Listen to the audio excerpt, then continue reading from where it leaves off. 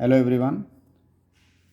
Previous video में हमने जो डिस्कस किया था थर्मल एक्सपेंशन में हमने उसके टाइप्स को जाना था।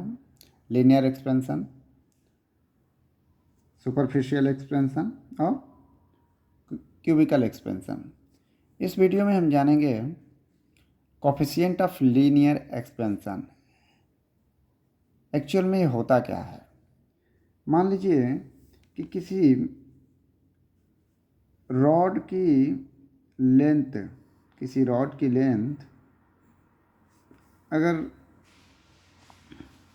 ये है कि एल मान लेते हैं एल मान लेते हैं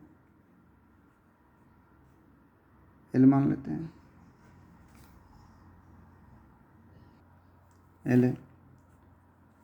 इसको डेल्टा टी यानी टेम्परेचर में जितना ज़्यादा इंक्रीज करेंगे इसकी लेंथ उतनी ही ज़्यादा इंक्रीज होगी, यानी कहीं ना कहीं डायरेक्टली प्रोपोर्शनल होते हैं। तो देखिए, let a solid rod of length small L is heated through a temperature delta T. कोई रॉड है, उसकी लेंथ एल है, यह हीट किया जाता है डेल्टा टी टेम्परेचर से and it's final length becomes L dash. जब हीट कर दिया जाता है तो इसकी लेंथ क्या हो जाती है, एल डैश हो जाती है। तो कह रहा है कि कितना चेंज हुआ, change in temperature, change in length,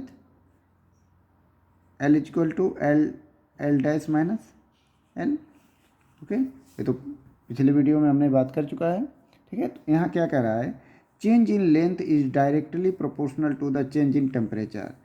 length में जो चेंज होगा वह डायरेक्टली प्रोपोर्शनल होगा चेंज इन टेम्परेचर की, यानी चेंज इन टेम्परेचर जितने ज़्यादा इंक्रीज करेंगे उसके लेंथ में चेंज उतना ही ज़्यादा होगा। Okay okay.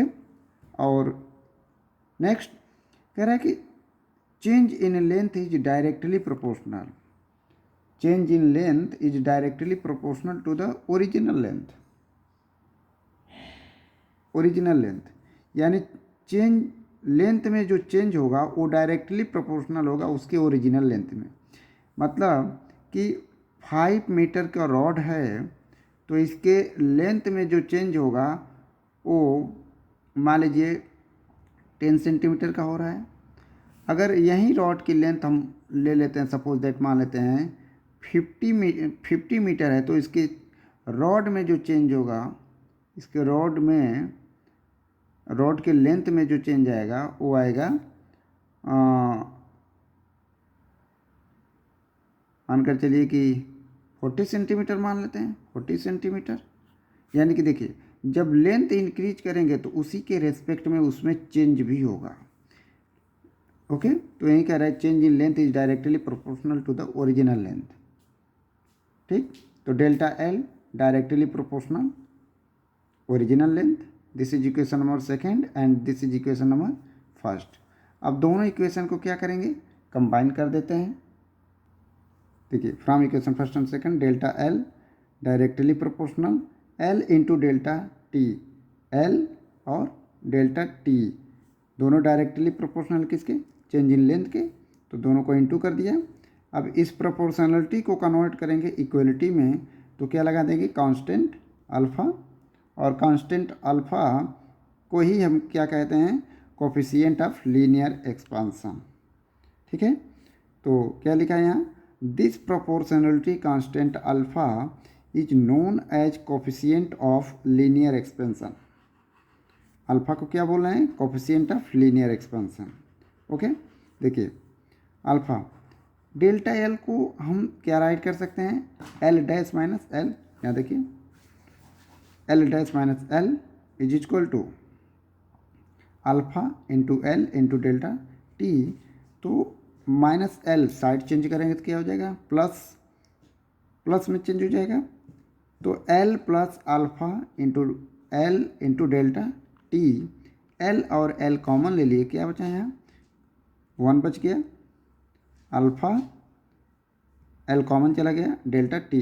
तो फाइनली क्या होगा फार्मूला हमारा, L dash is equal to L in bracket 1 plus alpha into delta T. Okay, इसी के यहाँ क्या राइट किया है, this proportionality constant alpha is known as the as coefficient of linear expansion. देखिए जो अल्फ़ा की वैल्यू है वो डिपेंड करती है nature of the material, material कैसा है, सिल्वर है, गोल्ड है, कॉपर है, एलुमिनियम है, आयरन है, उस पर अल्फ़ा की वैल्यू डिपेंड करती है।